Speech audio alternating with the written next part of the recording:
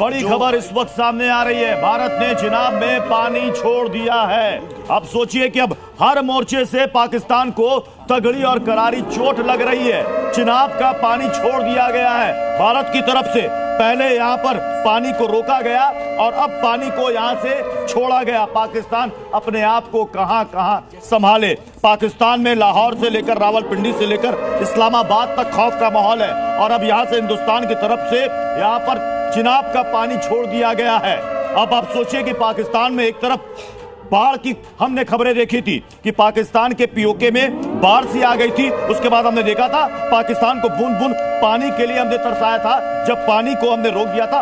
अब अचानक पानी का बहाव और पानी के बहाव के बाद पाकिस्तान का क्या हाल होगा, क्या उसे संभलने का भी वक्त मिल पा रहा है? क्योंकि वहां के पीएम इतने ज्यादा घबराए हैं कि वो बंकर तलाश रहे हैं। वहां की सेना में वहां पर लोग नहीं है। आतंकियों ने अब वहां पर सेना के पोस्ट को, चौकियों को संभाल रखा है। लेकिन फिलहाल आपके सामने ये बड़ी खबर है। सलाल डैम में चिनाब के पानी को छोड़ा गया। बलूचिस्तान से बड़ी खबर। बीएलए ये दावा कर रहा, बीएलए का दावा है पूरे बलूचिस्तान पर उनका कब्जा हो चुका है। यहां से पाकिस्तान की आर्मी का सफाया हो चुका है। 14 जो इंपॉर्टेंट चौकियां हैं, जो अहम चौकियां बलूचिस्तान में, उस पर बीएलए का कब्जा हो गया है। तो ये बहुत बड़ी खबर, ये बहुत बड़ी डेवलपमेंट पाकिस्तान की तरफ से सामने आ रही है। जहां पर बलूचिस्तान में बीएलए आर्मी लगातार संघर्ष कर रही थी पाक फौज के खिलाफ, वहां पर बीएलए का कहना है कि उसमें बहुत बड़ी कामयाबी मिली है। और वो ये कह रहे हैं कि पूरा बलूचिस्तान, जितनी भी पाकिस्तान की फौज की चौकियां थी,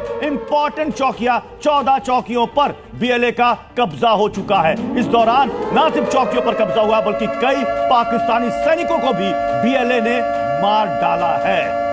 पाकिस्तान हो चुका है और मुझे लगता है कि कुछ देर बाद जब तस्वीरें और सामने आनी शुरू होंगी तब पता चलेगा कि कल रात जब भारत ने एक एक करके पाकिस्तान के अलग अलग शहरों में तबाही मचाई थी उसके बाद की तस्वीरें क्या थी। पीओके की तस्वीर हमने देख ली। इंडियन आर्मी ने जो तस्वीरें दिखाई हैं वो काफ़ी हैं ये बताने के लिए कि भारत की तरफ से जो एग्रेसिव अटैक हुआ है उसके बाद पाकिस्तान के हालात क्या हैं। लेकिन कल के कुछ अपडेट्स आपको ज़रूर दे दें। जो पाकिस्तान की तरफ से नापाक कोशिश की गई थी जम्मू में, उसमें S-400 जो हमारा एयर डिफेंस सिस्टम है, बहुत ही शानदार काम किया। उसने एक भी ड्रोन को ज़मीन की तरफ आने नहीं दिया, हवा में ही मारा है, उसको पूरी तरीके से ख़त्म किया।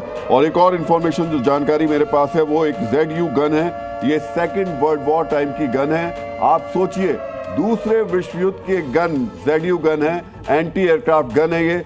इसने भी उन ड्रोन्स को मार गिराया।